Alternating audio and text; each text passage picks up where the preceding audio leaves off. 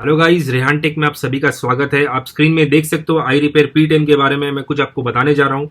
एक बढ़िया सा अपडेट आया है माइजिंग की तरफ से। ऑफिशियल पेज में माइजिंग का ऑफिशियल पेज है जिसमें कि आपको इधर लिखा हुआ है Mijing iRepair P10 purple screen box is getting an upgrade with A12 to A13 support enabling no disassembly one click data read and write to make repair easier.